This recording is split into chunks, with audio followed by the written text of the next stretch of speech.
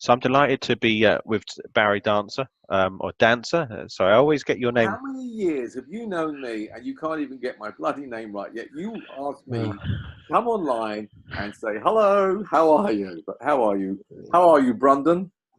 oh, thank you, thank you.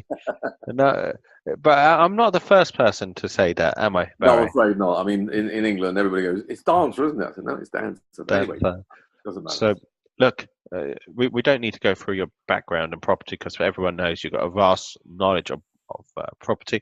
I'm delighted that you're coming along on the 20th of January to the summit, and Yeah, I'm everyone looking forward to keeps that. talking about Nicole, which I'm sure Nicole will be quite happy with.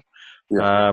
What attracts you to Nicole's coming along to the It's event? not. And Look, I know that Nicole is seen to be heading this up, and I do not want to look down on anybody else that's actually doing the summit, because I understand you've got some highly professional people who, let's face it. I mean, what attracts me to the whole summit is not about just Nicole. Nicole is very experienced, and like a lot of the people at the summit, um, they've all done something.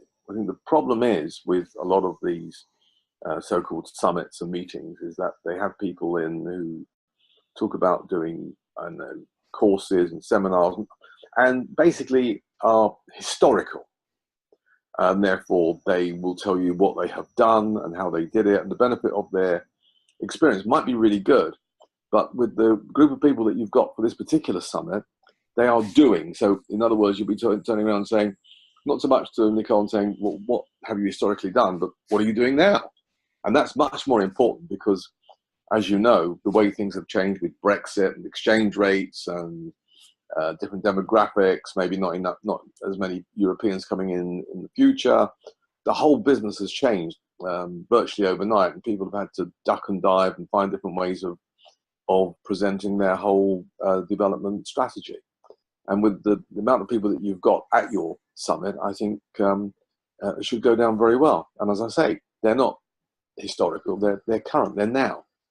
And now I think is very important than historical. Barbara, I know you're quite an avid traveler. Do you have anywhere you're going to in the new year, or where you've been in the last 12 months, which has been really exciting? Well, it's been very exciting. I mean, we've done a lot of traveling to America because my daughter was living over there for a while, so we were visiting her. We went to Cape Cod. We always go down to San Diego because San Diego is fantastic. We have so many friends down there. We recently went to Canada, went to Vancouver, Salt Spring Island. We went to Thanksgiving there, which was a month earlier than America. There's too many places to To mention. mention. I've been to. I'm going back to Japan, I think, next year, and Sure. possibly What India as well. We're still trying to work out the details.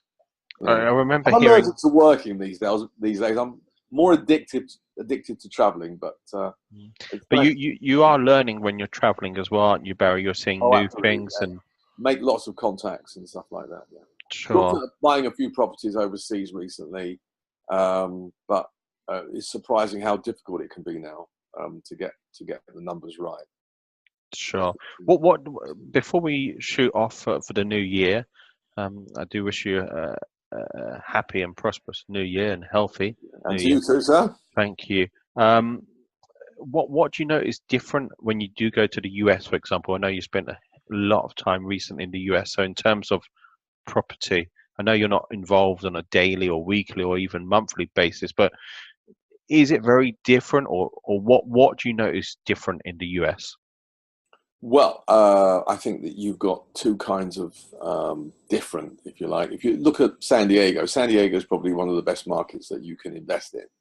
But the expenses and the taxes are prohibitive. So the problem is that you might get a really good property, you might have really good uh, numbers coming in on it, but then you'll get all these extra taxes and charges. And also, it's interesting that the way that they tax a property every year. So if you buy a property for, say, $10,000, and then you want to sell it, let's say you've had it for like 20 years, and it was worth $10,000 when you bought it, you want to sell it now for $500,000. While you keep the property at $10,000, you only pay on the cost of the property, not on the value. As soon as the value is realized by selling it on to the next person. The next person pays a massive amount of tax. Kind of, I'm never sure at what point the property is going to be coming down because of the taxes are not workable for people that want to live in them. Mm. I can't work that out because they in San Diego they seem up and up, which means people are paying higher and higher taxes. At some point, that's going to cause a problem. Sure. So it seems like a bit of a minefield, to say the least. Are you still there? Are you still I'm hearing? still there. My I'm still hearing. internet line went up. I think that's a time for us to say thank you, You're and I welcome. look forward to seeing you in the new year. Okay, maybe in the new year you'll get my name right, huh? Yeah, yeah. Okay. Happy Thank New you, Year, Barry. guys. Bye bye. Bye.